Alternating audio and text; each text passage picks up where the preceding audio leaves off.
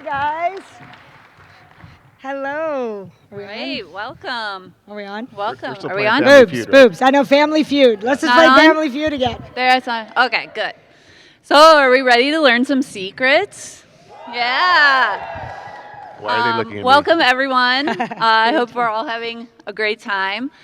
Jordy, I just wondered, since this is your first Earp-con, like, what are your thoughts? How do you feel? This is amazing. I am overwhelmed and so happy to see everybody and so proud that our little show turned into this. It's phenomenal. Thank you.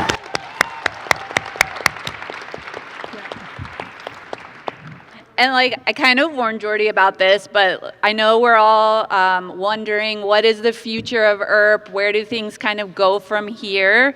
So I was just wondering if he could give us a little update maybe on where things stand for the future of Earp, possible season 5, anything like that. Well, when they said that Bridget was going to moderate, I understood my first question would be a softball question. This is not It was how do you like Earp-con? cut to the chase. Oh, you're right. That was the question. Okay, she didn't lie. No, I do want to be able to address the question, so thank you. Just by being here and seeing everybody, what I will tell you is this show will never die. That's the answer. Oh, now I'm gonna. So what that is? I started to cry. Oh no! No, I it's thought you good. were just scared because we had to do it for like. No, 24 years. I was like, don't say something nice. No, No, it's like whatever form that may be. So I truly believe that we don't have the answer today. I wish I was like, oh, I got this great news, but I don't have the answer. But what I know now is that these things are timeless, and your passion means the show lives on. And I know that just by being here, new people find the show every year. They find it on new places, and they join Earpers. So we'll be building this audience for a long time, and then someday that's going to turn into something. And I personally, I hope it's season 5, or maybe it's a movie, or who knows what. But right, yeah. The best part is, in my role, I will never stop trying to figure out a way to do it. And I hope that Emily will always want to do it, and that cast, I think, will always want to do it. So I just hope we get to come back and do it again for you guys.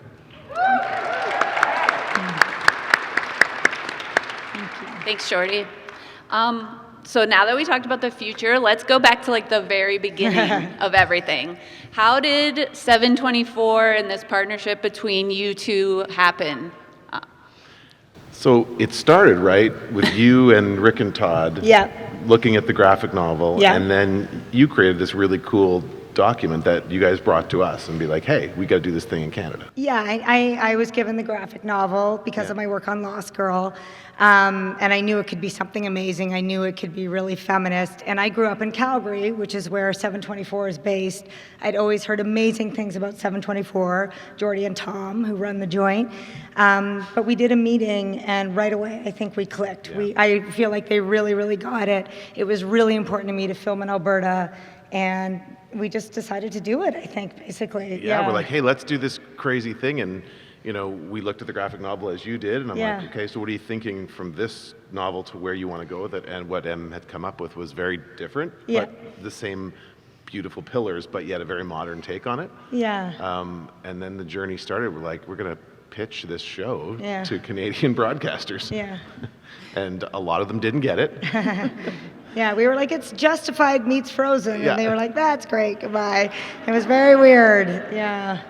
Sometimes Canadians are nice, but sometimes it's just blank. Yeah. I'm like, no, Frozen, the movie? And Yeah. It's just about two sisters who are it's the love stories of sisters, but... But amazingly, though, in that stretch, there's only, like you guys know, there's like 3 or 4 television stations in Canada, right? So we had to pitch the 3 places to go, and one did get it, and they put it into development after one pitch, which was amazing.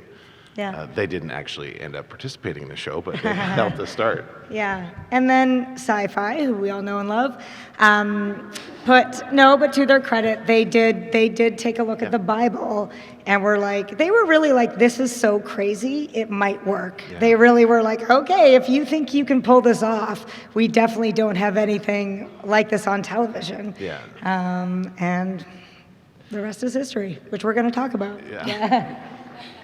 So you guys start working together. and Jordy's an executive producer, but I don't know that a lot of us really know what that means. Yeah. So kind of, Jordy, what are your roles and responsibilities on the show, and how do you two work together as showrunner and executive producer? What's that working relationship kind of like? I make sure M gets to the meeting on time. Yeah, that's basically it. Yeah, it's true. No, the beauty of the collaboration is, my job is to support her vision. Like, that's a good producer, is you have someone who has a creative vision for the show, and your job is to facilitate all the things around the project so that vision can be fulfilled. And it might be about, we got to find money for this, or we have to do that. But the best shows happen when the showrunner can do what they need to do the vision that they had. So that's, in a nutshell, that's my job. Cool. That involves finding the money and hiring the people and figuring out how we're going to do this idea. And so that's kind of beginning to end. Like, it's the full process. Like, we did casting together. We did from the very first day of this journey to the end of this day today. Like, that's all part of this collaboration. Yeah. Jordy does a ton of the business stuff, so I don't have to, which, as we know, means math, a lot of math. But I'll talk about this later, but all the hustling, all the trying to get money, saving the show, all that stuff, talking to people, putting out fires, just so I can kind of keep my eye on the creative ball, just trying to do that stuff. But together we were really collaborative, which was great. Yeah, we get to do creative things too. Like, we'll be in a playback listening to like 3 song choices for the end of the episode. Yeah. That's some of the best moments. Yeah. Like, this great show, and like, what's the right song? What's going to pull that emotion in the right way? And we get to do that stuff too. Mm-hmm. Yeah. Yeah, I thought we had a good fan question. It was from Amy Smith, who's at AmySmith3 on Twitter. Whoa! She wondered, Emily, like, is there a major difference working on a show like Wynonna Earp with Jordy versus a show like Lost Girl, and what were the differences? Oof, Lost. No one's going to tweet this, right? Lost Girl changed my life. It really taught me. Has anyone here seen Lost Girl? Yes. It really taught me that there was an audience of queer and female, smart underdogs who love genre, who were hungry for their type of show. Do you know what I mean? So I really took that sentiment with me to Wynonna Earp. I had the pleasure on Lost Girl of working with one of the best casts I've ever worked with, and some of them are still here today because they were so magnificent and they're so talented, but more than that, they're such good people that, like in your jobs, I want to work with people I love. You know what I mean? If you have a chance to work with people who you just enjoy being around because the work is hard enough, you do it, right? Lost Girl was a different time. It was more challenging insofar as getting queer content on the air. There were more fights, I think, to fight for the Docupus storyline, for example. And while I very much respect the producers of that show, I feel like Wynonna was just so much more a family, just for me personally. So it was such a joy to work with Jordy, not just because he's here listening to me, and 724. It just felt very safe and collaborative, and I always knew that Jordy and the team had my back. And in first season, look, we had a lot of producers on Wynonna, and we were all trying to figure it out. So it was really important to have someone like that who had my back. And we talk a lot about what makes the show special. Wynonna is that it's lightning in a bottle, that there's so many good people involved. And I would say that's just what elevated Earp to the next level, is just the people I got to work with every day. I just never felt like anyone, whatever disagreements we had about what song to play over the stairs sex scene or whatever, I knew, not that anyone was listening to the song, I just knew that everyone we all had each other's back. It was all very safe and stuff like that. It was about making the show, making the best show, and eventually it was serving the audience. And that was never about ego or power. It was about what's the best thing for the show. Yeah, drama on screen, not off screen. So Jordy, you would say you're a Fandress? He doesn't know what that is because it doesn't exist. So I hear. Yeah, that's an understatement, Bridget. Yeah. I'm a huge fan.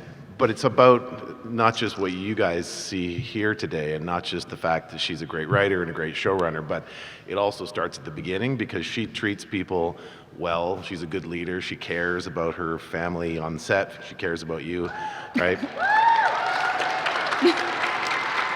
Terrible question. But, and then it shows in the work, right? Because she cares about the characters, and I love her sensibility, and I love that we get to do a genre show with heart. I love to laugh, and I love to feel the clamped about a scene. Like, I love that it's real and that we believe the characters and we care about them. So, yeah, it's a joy. I will always work with this one. Thank you. So in keeping with like the early days, you guys mentioned casting and that Jordy was involved in that. What was the early process for that like? What were you guys kind of looking for in this cast? And just if you could talk a little bit about those early days, like casting the show. If you have any interesting stories from that. We'll be careful, but not too careful. Well, there was a vision for Winona. Yeah. And I think we saw it. We did, but I also think it's fair to say we saw every actress in Canada. Mm-hmm. We saw absolutely. and like Justin Trudeau read, no he didn't, but like we saw probably 350 actresses for the role of Winona. Anyone working Vancouver, Toronto, Thunder Bay, just because you're sitting front row, London, LA, and look, that role is hard. That role is hard because there is a impulse, I think, for some actresses when you get that role. It's intimidating, right? You're going to play it like Bruce Willis in a tank top, you know what I mean? But I feel it's hard, right? It's hard to kind of be brave enough to go for the vulnerability and still be a version of feminine, whatever that means in the moment. And comedy is a brave choice in the room to play in an audition. So we saw a lot of people, and you know, I write what's called the audition sides, which is the scene that the actor reads. So you see the goddamn scene 350 times, and you start to think maybe it's the writing, like maybe that's the problem. Maybe it's not all these spectacular actresses. We saw a young actress called Tamara Duarte. We saw an actress called Kat Brell. We saw a young Dominique Provost-Chokley do a terrible Southern accent, truly awful, but very adorable. And then we saw this very blonde Melanie Scrofano. Chewing gum. And she had a real crazy Jack Nicholson vibe. And I was like, that girl's gonna kill us. And I kind of want her to. I kind of want her to step on my face. But I think my note at the time was wild card choice. Yeah, well, so this is where Jordy deserves a lot of credit. I would say she was our choice pretty early, but we had a lot of decision makers. Yeah. And we held on to Scrofano for a long time, but it was like 6 months of other people thinking other things, and everybody gets their favorites. And one thing that is hard in casting, which is interesting, is when you have like 10 producers and everyone has a favorite, sometimes you end up with what I like to say is the bronze medalist. Right. Nobody gets their first pick, so everybody gets their third pick. Does that make sense? It's a lot of ego. Mm-hmm. But in this case, everybody came around because I think we can all agree you can't resist Melanie Scrofano. You just can't after a while. And boy, do I feel smug, and you should too, because that was the right choice. Well, and you're not always right, because you'd really, even though we thought we knew, you don't know until she has a chance to grow into the role. Yes. And so you're casting someone that you said, that no auditions can be perfect ever, so it's like, can this person become the character? And then what I find is she becomes, you write for her, and the character is really born then, when the performer can bring to the writing and vice versa. So yeah, we were 100% right. Yeah, we were. But then we found out. And we found, like, we try to make sure there's a human component to this too, and to know that she was a great person and a great leader herself was a huge, huge part of it. That's another thing I had the pleasure of bringing from Lost Girl, and Jordy does a very long-standing, very loved show in Canada called Heartland, which has been how many seasons now? 16. 16. See, guys, he knows how to make a show go for a long time. But with a very wonderful lead. So obviously Anna Silk truly was like an incredible number one. And the number one is the number one actress on set. They're the number one person listed on the call sheet. And they really set the tone on set, okay? Like if they're a nightmare, it gives other people permission to be a nightmare. Does that make sense? So I was spoiled because I had worked with Anna. And I was very frank with Melanie and everyone who came on my set that I was like, I kind of had the best, so like I'm not gonna tolerate bad behavior, but like I have had the 2 best leading ladies in the entire world, bar none. Yeah. I'll go through the rest of the cast. Is that okay fast? What? I'll go through the rest of the cast fast. Okay. Okay, I'll just go. I don't care. Okay, so then I think I'll just go fast, but jump in here. Yeah. I thought Doc Holliday was going to be the hardest role to cast because I just was like, who's going to play this charisma and kind of like sort of a sociopath but very charming. And I've talked about this before. I've known Tim since I was 17 years old, and he was so good looking I couldn't talk to him until I was like 24. But from Instant Star, and he read for Dolls and did a really great read. He's a great cop. But he said, I want to read for Doc. And Tim is not a very aggressive person. He's a very gentle, lovely person. But he said, I'd really like to give this a shot. And I was like, okay. And I will tell you that is one of the best auditions I've ever seen. I truly believe that is the role Tim Rozon was born to play. Yeah. And we saw that audition, it was like, I was like, oh my God, no, that role's done. Like, that role was probably the first one we did. And we forget this, you guys, because we love our Tim, but like Doc Holliday was like Val Kilmer from Tombstone. Like, there was a lot of baggage with that role, you know? It was already iconic. And then we found Shamir for Dolls, and that was a bit of a wild card too. He was pretty young and hadn't done much and was incredible. Yeah. That was a neat one because you're right, the resume wasn't very long, but no, there was this great but you spirit. knew that Shamir was going to be a star no matter what. Yeah. Like, he just has it. He has it. There was just no stopping him, and he has it. Like, incredible. Yeah. And then the last one of the core 4, I'll get to Kat, was Little Dominique. And Waverly was hard because when you were also like, well, now they have to look like Melanie Scrofano. Mm-hmm. And we have an incredible casting director called Lisa. And she said, I really think you need to see this lovely actor from Britain. Really take a chance on her. And you know what? We did. And that was the wild card, because it was like the end of the process. That was the last one. It was almost like the last week. And the others we'd been able to bring to LA. We met them in person, and this we didn't have that opportunity. Yeah. But we knew it was one of those things. There were others that were close, and we're like, just didn't feel quite right yet. Yeah. And it was like, no, this is it now. Yeah. That was like the magic. And then Kat, I had my eye on through the whole process because she's just so charming. So when we got to Hot, I feel like she already kind of had the role. Do you know what I mean? I was like, well, I kind of know of the women who read for Winona who I like. And similar with Rosita, I'd always really loved Tamara, so I was sort of like, I think that's who it could be. But yeah, that's the only other thing I'll say. We flew Mel, Shamir, and Tim to LA so they could meet IDW. And you'll like this, we really sat them down and said, you know, a huge part of the show, you guys, is going to be Comic-Cons. Like, this is a comic book company. And Mel said, well, what's a Comic-Con? And we kind of walked her through it. And Shamir said, that sounds really fun. And Tim showed up with every comic he's ever bought and said, I'll pay you to go to these Comic-Cons, even if I don't come on the show. And of course, here we are, so incredible, yeah. So, like, Thank you.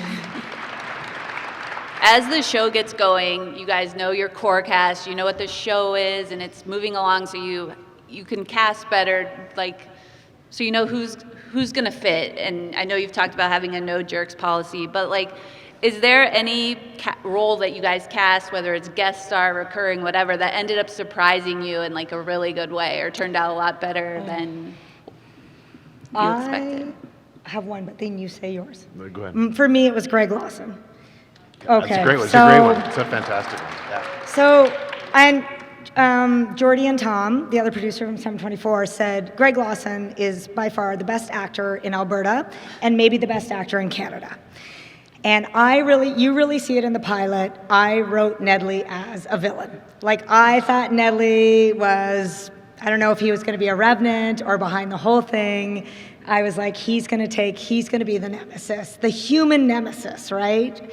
And then you meet Greg Lawson, and he is just so versatile and warm and funny and vulnerable. And I was just watching him play, and I'm like, it's so much more interesting to me for Nedley to be, kind of grumpy and kind of tired and kind of cynical because purgatory has worn him down, to watch him kind of fall in love with all these stupid idiots that he has to now father and mentor. And then, his relationship with Hot was so moving that he was the one who kind of blew my mind, I think. And he forced himself into that beautiful role. You just couldn't write him as a villain anymore because you just couldn't help but cheer for him, I think. So that was a testament to Greg, I would say. Excellent. Yeah. I was like, please don't make him a villain. He's so good. Please. so They said good. we're going to have to kill him if you make him a Yeah, I villain. know, exactly. So staying just with the early days, you guys had almost like negative dollars we did. to start shooting with. What were some of the biggest challenges production-wise in the early days for you guys? I got to say, like, the production itself was one thing. That was one Yeah. challenge. I think it was the visual effects. Oh, like, it was so hard. Like, what are we going to do Yeah. with the little $5 we have? And it's Yeah. got to look good, so let's not do too much. Let's do what we can right.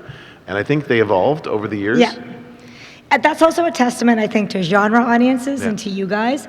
Like, I don't know if you noticed this, but in first season, we made this big to-do of all the Revenants get sucked into hell. And then now we're just like, oh, it's happening over there. Like, because in my opinion, it never looked great, right? But you kind of, and yet that's like $100,000 of some guy being like, How about just some light on their face? Yeah, and I'm like, we could have bought Waverly another short crop top for that money.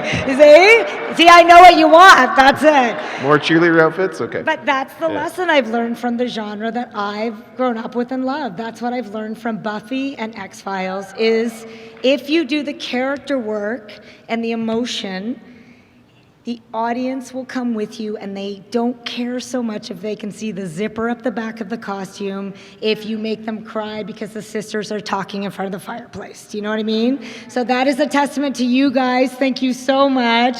Honestly, that you start to realize you still got to make it plausible. The demon stuff still has to be creepy and you have to pick and choose, but it doesn't become everything. It doesn't become everything because Melanie's face is the best special effect we have. Do you know what I mean? Yeah. So we just really started picking our spots. We're just like, forget Yeah. going back to hell. Let's do this cool thing and Yeah. that cool thing, and Yeah. let's do it well. And I think that as the characters, as Em said, as the characters matured and growed, we didn't need to do as many effects. That Yeah. changed it. Yeah. One other thing I'll say about our crew is they are extremely talented and hadn't really done a genre show before, but because we run a pretty collaborative set, everybody was learning as we went. So our makeup team had never done prosthetics before, and by the end they were doing that amazing, what was in 404 with the amazing Reaper, that stocking, they did that they built that whole skin suit, and my art department just got more into it and understood that it was going to be a safe space, that they got to the incredible garden in season 4. Do you know what I mean? It was just such a pleasure to see everyone kind of problem solve and kind of know that they could pitch a solution or sort of come up with a weird way to do something. It was very collaborative and it felt a little bit like independent filmmaking, which was incredible. So that was kind of, I think, why I felt we always batted above our bench weight. Is that Yeah. a baseball term? That's great. No, what am I trying to say? Pitched You above our, I Punch don't know. above our weight class. Punch, yes, Yeah. boxing, thank you, yes. Yes, thank you. It is a testament to the crew we had in Alberta. Very extremely talented group of people, but also very resourceful. They didn't need gazillions of dollars to make things really interesting and cool. And then you have to give Emily credit because she would say, okay, it's a garden. And they'd be like, well, what is that? And she'd be like, well, what do you want it to be? What do we have? What could it be? Which is amazing because some people would be like, no, it has to be this and this and this. They're like, well, we can't afford that, as opposed to, well, we need a garden, it needs to do these things. What do you see? Yeah. And the garden became something completely different maybe than was originally conceived, but it was incredible. It was and we amazing. did it. Yeah. So it's problem solving through collaboration that allows you to come up with some of the things Yeah. we did. Yeah. Yeah, I was gonna say, I wondered how much 724 is involved with the stories of Winona. How much does the writing room work Right. with you guys, or how's that back and forth work? There's no need to micromanage the Winona writers. Like, we read the scripts and to understand what we're in for, we get to be sort of like, oh, we're a second reading. Did you mean to do this? Do you want this? Does this make sense? But the key for us is to not micromanage and think we know how to write the scripts better than they do. They're incredible. So, like, let's take their scripts and make them great. All we kind of did is just like, is this character, is it consistent? I kind of look at the season, just try to be another set of eyes. Which was so helpful. Yeah, that's just catching something we may have missed. Like, remember in episode 4, you guys did this, so that doesn't match with episode 7. Yeah. They have a pretty light touch. For Or if we do this now, we're going to have to do it over here. Exactly. So it was more big picture. Yeah. I was gonna say, what is the best note Jordy ever gave you? Like, Oh my God. He really likes We to need talk more about music. fucks in the script? Yeah, we need more fucks. Needs more fucks. Oh, so many. I remember, I have a really good Jordy story. We were talking about in season 4, because we always had a safe conversation. We were talking about the choice in season 4 for Winona to shoot Holt in the back. Yeah. And Jordy rightly was like, this is a huge character choice. Are you sure? Is the audience going to come with you? And I was like, I need it to be a moment where the audience is like, oh my God, Winona, right? But I was in my grocery store screaming not screaming at Jordy, but just passionately discussing it. I lose my voice a lot. So I'm like, she's got to shoot him in the back, and he's got to go down, and this has to happen. And when I got up to the cashier, security was there.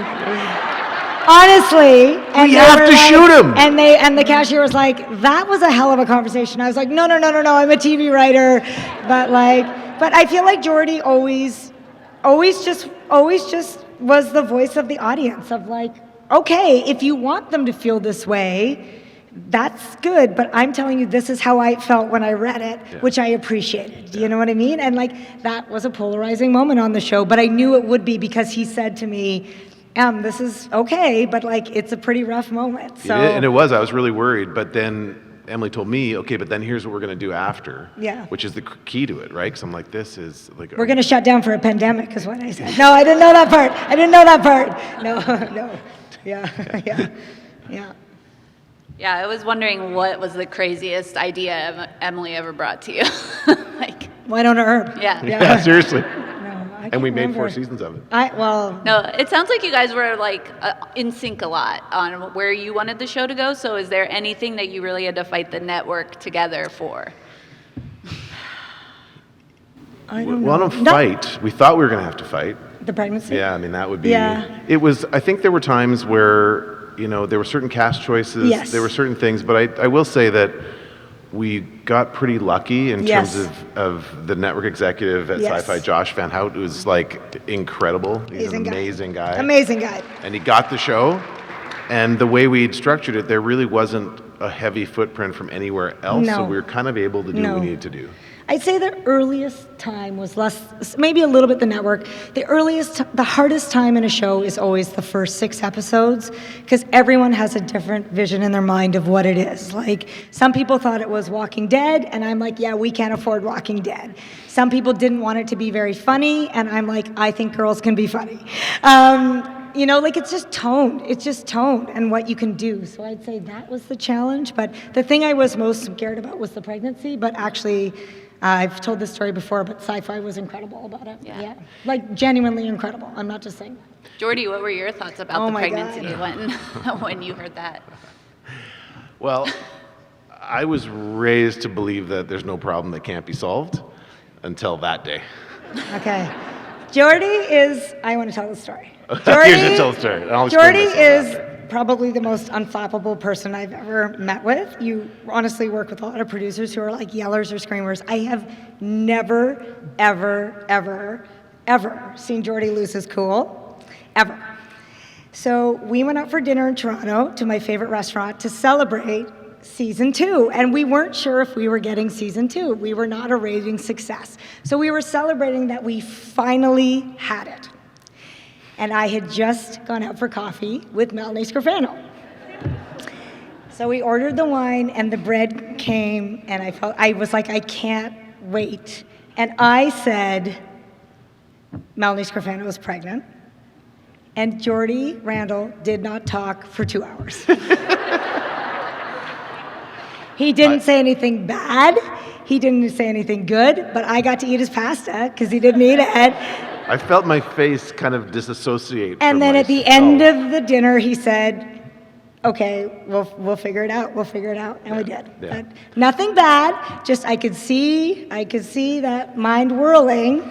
There's a lot of processing. Yeah. But you know what? In retrospect, the reason Yeah. that I became a mute was that I never imagined in a million years we'd be able to do the thing we did. Yes, that was it. That we get permission. We had just figured out how to make season 2. We had a delivery Yes. deadline. We had to make the show in these months. That's it. And then we started doing the math on Yes. what a pregnancy looks like over those months. Yes. And like, we have a female action hero that needs to fight demons. And it's a statement to the industry at the time that I never even was able to think, oh, she could be pregnant in the show. Yeah. And then to be blown away that we were able to get that approved, and that's why we solved it. Yeah. But that's why it was like petrifying. And even to this day, it is a miracle in this industry that Melanie worked up until her 9th month. Like, Yeah. incredible. Yeah. Yeah. We got her out as early as we could. She Yeah. did like a voice recording session after, and I think Yeah. that's right when Yeah. the baby started. Yeah, I think she went into labor doing some ADR, so... I think she's powerful enough. She like kept it from progressing. yes, I think she past just the like schedule. willed it, yeah. But that led to, like, that's why I love the show. Like, it led to some of the most incredible moments on the series in season 2. Like, Waverly and Winona on the back of that bathroom door. It's like, Yeah. it broke your heart. And then to see her jumping around and fighting pregnant, it was like, I was proud that we got to do it. I'm happy for her that she got to do it. And I'm happy it didn't impact the show or her. Like, it was like it's part of our legacy as we got to do that. And I just thought it was made for some of the best episodes. Me too. It was cool. Me too. While that altered your plans that you had for what season 2 might be, Heather from Twitter was wondering what, besides Waverly being an angel, what was kind of part of your original vision for the show? And what, like, did you ever see Doc becoming a vampire? Like, was that in your plans? Like, did you know Mama Earp might be in it at some point? Right. Yeah, is there anything like that? I never thought Doc would be a vampire, and sometimes I still can't believe we did that. No comment. I mean, I do think when the show was first conceived, I assumed we would be a bigger budget show. So I think I thought it would be more bounty hunting and running and jumping. And like, if you have read Bo Smith's graphic novel, she's kind of like roaming the country as a black badge agent, right? And we just couldn't do that. We had to make it a hometown, which I think really worked. Like now I'm like, oh, we were brilliant. Like sometimes a curse is a gift, right? Which is the same thing about the pregnancy. It was like, it made us so much better. I knew Mom Earp was gonna come back. I knew Willa was alive. That was my favorite thing. I'm trying to think what else. Oh, Willa fans. What? There's some Willa fans over there? I'm trying to think what else that we didn't end up doing.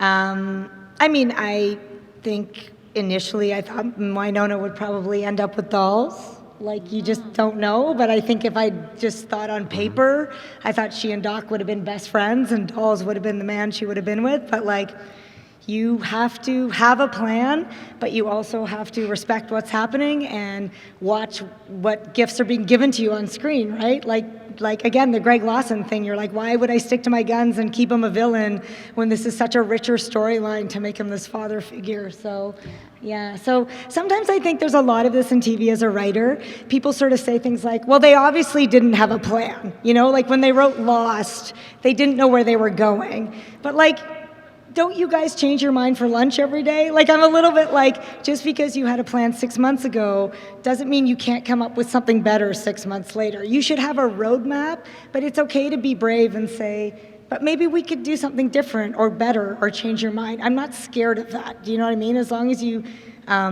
maintain the essence of what makes the show great, meh. I love we get to the end of every season and we get the finale story and it'd be like, Emily, are you sure you want to end it like this? Because then what are we going to do? That's future Emily's problem. Always, every time, I know. But it was great because she was right, and the writers got back together, and they're like, well, this is where we left ourselves, so we'll figure it out. And they always did. Yeah. It was great. Along those lines, some guy named Kevin, I don't know if you know him. Kevin? I haven't seen him yet, but I hear he's here. Hey. There he is. Hi, Kevin. He was wondering what was the best, like, follow your gut decision that you ever made. Melanie Scrofano. Yeah, Melanie Yeah. Scrofano, 100%.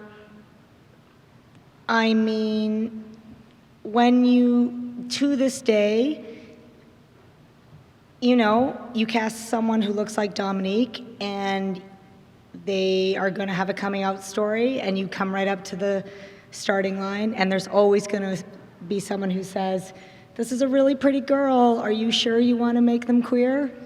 Like, they're like, it's okay. And you say, yep, I'm pretty sure. Because they always were. Like, that one was good. That one was important. Yeah. Melanie Scrofano. And being brave enough to go to Sci-Fi and saying she has to be pregnant during the season, I think. 100%. That was Yeah. huge. And I would also say the end of season 4. Yes. Oh, thank you. Doing the wedding. Yes. Because it just, in this business, you never know where the future lies. And just, it was like, if we want to do this, we must do this Yes. now. Because what if? We truly did not know if we had season 5 when we shot the end of season 4. Yeah. We did not know, but I love you guys, we respect you guys, and we just couldn't take the chance. Yeah. Do you know what I mean? That's the truth. Yeah. Yeah. I think that's a really good one. Thank you.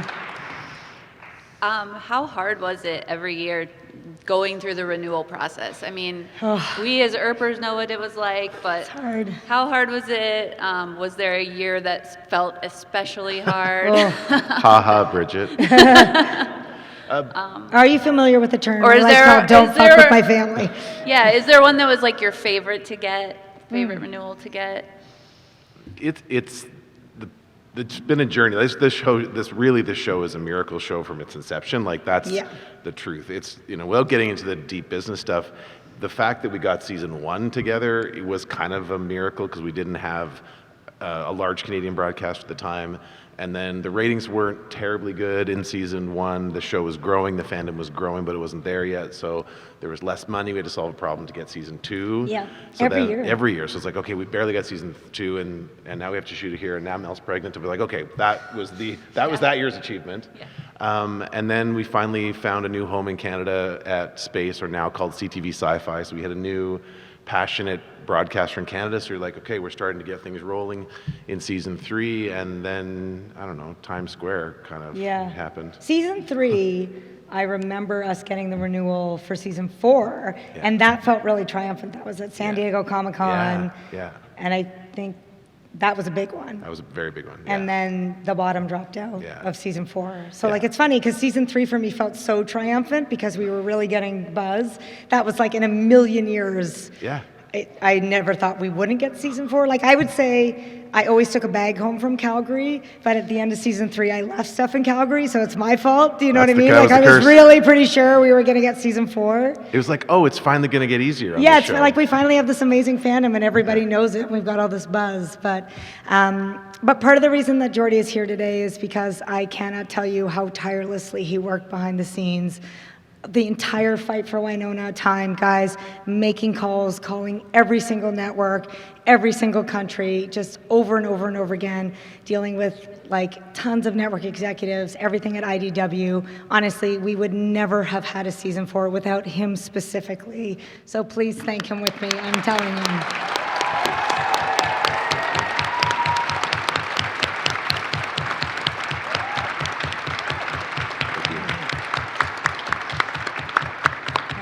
I appreciate that very, very much. It was a journey, and thank you. I wasn't the only one. There was a group of us that really were trying to move heaven and earth to find a way to make that possible, and it was like sort of restarting a brand new show. And we had certain people that wanted it, but we had to overnight kind of find half the money. That we just lost half the money. We have to go out into the universe, into the world, and find half the money. And so we found new partners. We added a distributor called Cineflix.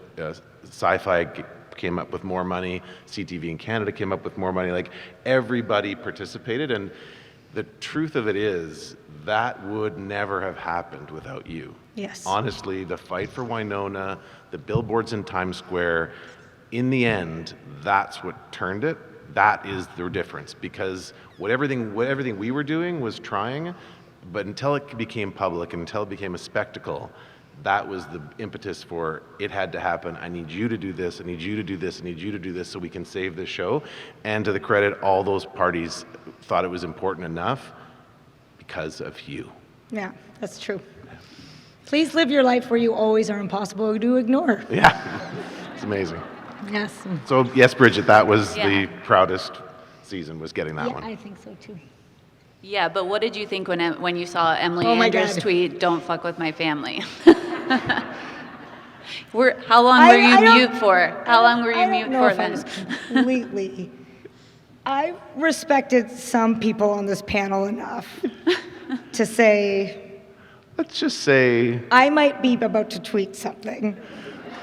because there's too many cameras here, but let's just say we knew there were things that had to happen for this to really survive. Like, Yeah. we knew it was going to take something special to solve the problem, and we tried certain ways, and at some point we knew that we needed the full Sometimes force. when the body is on the operating table, you're like, we should bring in the rest of the surgeons instead of waiting till it's in the morgue to tell them that it's dead. So that's kind of what we did. So thank you. Yeah. That tweet was pretty amazing, though. I Those kind words. of wish I'd remembered my mom was on Twitter. Yeah, but well. I don't think I've It seen might be on one. my I don't think I've seen like tombstone. 5 words have as much power I as that know. one. I like that people were like, we don't know what's going on, but we we're mad. rented a bus and we're driving it. Yeah, so, yeah. It's part of the legacy. It's like we have to write a book someday. Like Yeah. all the details of this saga, but that one is just like, wow, this is what it takes. And then certain things happened, and then all hell broke loose.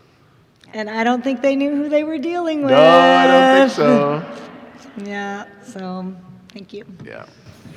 Just switching gears a little bit, I wanted to talk about so much of Canadian TV takes place in Toronto or Vancouver. It doesn't happen in Calgary. Jordy, you make a lot of shows in Calgary. Why did you know you wanted to set Winona in Calgary, and what was special about shooting in Calgary? Well, that's actually a question for Emily. I mean, we know what we have, but it was important for you that story was set there. Yeah, I mean, I think we see the Rocky Mountains, and I grew up in Calgary, so it's very Yeah. close to my heart. But I think part of the beauty of the show is kind of those enormous landscapes. Like, a lot of genre is very claustrophobic. Like, you think about aliens or spaceships, and like that works too, right? Like lots of chrome. I really wanted it to feel kind of open and frozen, but there's danger in that too, right? Kind of these wide open spaces where there can be a revenant out there that you can't see for miles. Yeah, and I was just so proud to be able to bring it home. And you know, the crews in Calgary are exceptional. Like, they did The Revenant, which won the Oscar, and they've done Ghostbusters, and what else have they done recently? Oh, they're doing The Last of Us right now, is filming in Alberta, which is incredible. Like, I just think they are among the most talented crews in the world. So we had that at our disposal too. But really, I mean, when you have no money, but you have Alberta, you have the setting as a character that's just spectacular. And that's what we wanted to do, is just like, okay, let's show the landscape. And just the way our schedule fell, as you know, it's like we were constantly in the winter. Yeah. Like, it's like, but that has a certain beauty, like that white, Yeah. that starkness, and we tried to make it big and beautiful and scary, and I think it works. Yeah. And it felt like it's a completely unique take on the genre to be Yeah. set there. Yeah. Did you have a favorite location that you guys shot at through the years? Did I have a favorite location? Lately, for me, I just thought the way the garden was done was Yeah, just mind-blowing. beautiful. Like, it was just Yeah. mind-blowing to me, like unexpected. I thought it was incredible. Yeah, and I just have such a soft spot for the homestead. Yeah. Like, and the way it looked in the finale with the wedding and stuff. I'm like, I know so many Earpers who would pay to get married here. I mean, it was beautiful. It was just gorgeous. I love that location. Oh, you know what other location I have kind of a soft spot for? Pussy Willows? Pussy Willows, yes, of course. Shorty's, walking into Shorty's the first time, they built that, and like the feeling when you write something and then they build it and the taps work and you're just like, oh my God, this is wild. Yeah, it was amazing. Like Shorty's is incredible. But also I have a weird soft spot for the weird junkyard, Bobo's junkyard in season 1 where the Revenants lived. That was really cool. I love that. And that was just like some crew member's dad basically was like a hoarder and had a junkyard and was like, oh, you can shoot there. And we were like, that's so cool. Yeah, I love that. I did get a specific location question from Willa Earp. Oh, Twitter. Willa Earp. Yes, Yeah. I know her work. She wanted to know, how did you find the location for my treehouse and why could no one find it? Well, Willa, I think there was a lot of mirror work and like, yeah, you know what? It never occurred to me that it was weird to have a treehouse in the middle of like just a preserve and everybody could see it, a reserve. I can't remember how we found that location, but spoiler alert, there's not a real treehouse there. That is a CGI treehouse. So, sorry guys. You couldn't find it because it wasn't there. Yeah, you couldn't find it because it wasn't there. Surprise. Yeah. So we're like a year out from the finale. I know a lot of us watched it last night, but how do you both feel being a year out about that episode and how things ended?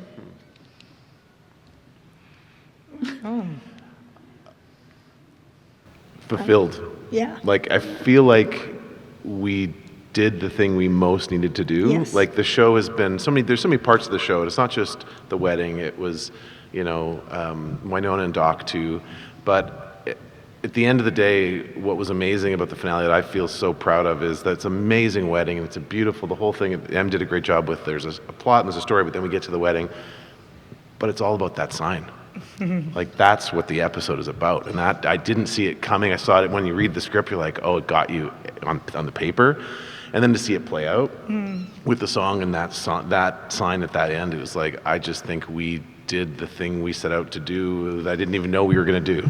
Yeah. It's kind of amazing. So I just felt so proud of that episode, really. Yeah, me too. It was obviously like very important to me that was my love letter to you guys, to be totally honest. And like, you just never know, right? There was a lot of pressure on that episode. I wanted you to know that was for you. So I'm very happy that you think it is. Because it is. So thank you. Yeah. And I just wanted to talk a little bit about the biggest guest star in the finale, the black badge agent that calls Jeremy. I thought you're not going to say Charlotte Sullivan? Oh my God. No. Are you asking how many takes it took to get that, Bridget? Oh my God. I still can't believe you let me do that because it sounds like someone who's never used a phone before in their life. Yeah, just how did that cameo come about and just... I think I said I'm doing this cameo, which was horrible, but I was like, this is the only cameo I'm ever doing. The cast asks me all the time. Some of you jerks ask me. I have a face made for radio, and like no, it's fine. And listen, it turns out acting is really hard. It's really, really, really hard. There's so many things I'm good at. I'm not good at that. But I thought this was a safe thing to try. I still think we probably could have cast Meryl Streep or something, but I thought it was, and then if you get it, thank you for even knowing what my voice sounds like, which is weird, but if you don't, hopefully it won't wreck the whole show, so. I'm so glad we did it. I just wish we had gotten you in the show, but we'll take your voice. No, that was enough. That was enough, yeah. Yeah. So I just have like random audience I'm ready. questions that were submitted. Okay. So at Ducky Odd wondered, what was your favorite, do you have a favorite behind the scenes moment that you can share? A favorite behind It's not the favorite. It's that. I'll never eat at that restaurant again. That Yeah, she tried to kill seriously. me at. Yeah. A favorite behind the scenes moment. On the last day of shooting of season 4, it was an incredible Vibe. night. It was a vibe, but it was also like the sky was magic hour. It was really a beautiful, magical moment. And it's not my favorite because obviously it was sad because we were saying goodbye, but it was one of those magic nights, and giving Melanie a hug, and we kind of all knew like this is the end of the shoot, and so that was really nobody wanted to leave. Nobody wanted to leave each other, and it was just the way the sky was. It was a really memorable evening. Yeah. The last thing we shot was like Doc and Winona on the motorbike. So that just felt right too. It just felt like the right ending, and I rode on the camera car. The other one that was crazy was in March of 2020, we were having a read-through. Oh yeah. We were having a read-through for the next block and read the script, and there's something happening out there in the world that we were kind of aware of. And I remember at the end, because everyone was just going to go away for the 1 week off and go to spring break, go somewhere fun. And I hugged Dom, and I'm like, oh, I'll see you next week. And she said, but will you? And I just remember that. But now, I'm like 2 years, like, really? Yeah, we didn't know what we were in for. So to have the journey included a pandemic shutdown, so we just didn't know what was coming. And then led to how many months that we were all of us in that. So that was a very meaningful moment. Yeah. A lot of fans had questions about the Way Hot reunion scene in 402. Hashtag stare sex. Hashtag stare sex. Yes. What was the process of kind of bringing that moment to life, bringing it to screen? Did you ever have to fight for it to be included or anything like that? We actually didn't by that point. Like, one thing I said in my meet and greet today, which was funny, was in season 3, our rating actually dropped down. So I think we went from like a R rating to an M rating. So I lost my fucks, as I said. I lost the number of fucks I could say on the show in season 3. But by season 4, we were back up to do what you want. So I was like, I think this is really important. I think we should really do a really beautiful sex scene between these two. Josh from Sci-Fi was totally on board. Our incredible director, Paolo Barsman, was on board. The girls were, Dom and Kat were completely on board. We did things like we asked if they wanted to hire a intimacy coach, which is something that happens now in Hollywood and should happen more often during sex scenes, where you hire someone to make sure the actors are comfortable and they can choreograph it together. But the actors were like, nope, we think we can figure it out all as a team. And it was really collaborative and safe, but also it was important to everyone to make it sensual and beautiful. And Paolo was determined to film it in a way that was really beautiful and kind of gorgeous. And then when you film something that intimate, you have what's called a closed set. So that means you only have a few people on set. You have the cameraman, the director, and the actors generally. But at the same time, like, you don't want to make it such a big deal. Does that make sense? Like, you want to be like, this is beautiful, but this is also just an amazing acting scene, and we're just going to go and do it. So it actually wasn't hard at all. Like, it wasn't even the hardest thing we'd choreographed. But it was pretty funny seeing, like, Dom and Kat, like, put their legs up and be like, and then I think someone should do this. And I was like, okay. And like, or maybe you could take my head. And they're like, yes, all right. Like, it was really funny. It was really cute. So, yeah. I know we saw Rosita with the nuns. We've seen Mercedes off living with Kate. Like, do you guys what's your favorite idea for an Earp spinoff? Oof, well, it depends when we get it. There you go. I hope it's not led by Alice, but... No, I mean, eventually. Yeah. That's like the 4th spinoff. The 4th spinoff, yes. I mean, I think even just Tales of Purgatory, I think it would be so fun to see just like Sheriff Hot and Waverly and Jeremy and Freddy the Werewolf and everybody in Purgatory just try to make a go of it. I just think even seeing what that looks like would be amazing. I think Road Trip Doc and Winona is hilarious. I think I had another one. I mean, Mercedes I would do anything with, right? Like, I just think like, you know, Mercedes Gardner, Hollywood vampire, whatever. It would be incredible. I mean, I'll do anything Earp. I think every character is a gift. There's so much. Yeah. So, the Silk Witch. Are you familiar with her? No. I feel like she has more story to tell. She didn't die. She definitely didn't die. Yep. No, I guess just because we're almost out of time, I just wondered if you had any other like stories of super challenging moments that you had to overcome, or a favorite artistic choice you made. So a pregnancy and a pandemic wasn't enough for you, I Bridget? know, Is there more? exactly. Yeah. I mean, it was always so much fun. Yeah. You know what I Yeah. mean? Like, it was it was the wildest show I've ever been on. Everything got thrown at this show, right? Like, it was crazy. It was nuts, but what a pleasure and what an honor, and it was just so worth it every step of the way. was. I just had the best time. Yeah, I can't imagine going through more challenge and feelings more rewarded than what we went through. Yeah. It's like just went through the ringer, and every time we succeeded, it was worth it. And Yeah. then we did it again. And then I think you probably said it best was, in our careers, you never know what projects you're going to get to work on. You never know how they're going to work. So the fact that this thing we figured out from pages and it became this, and you never know what, and the chance to do a show that has impacted people the way this has, and all the personal stories that you guys bring and how it's impacted your Yeah. lives come back to us, and we're like, oh, we get to do a show that created this. Yeah. And that is like maybe once in a lifetime. So It definitely is. thank you, savor every minute. Yeah, thank you so much, you guys. Yeah. Yeah, it was amazing. Thanks, Bridget. Well, thank you guys both for sharing. Thank you guys for coming. Thank you. Thank you, Bridget. for Yes, thanks, moderating. Bridget.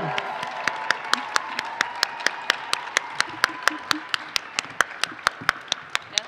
Good job. I wear. Good. I Thanks, don't know. guys. Enjoy the rest of your con. Have fun. Thank you.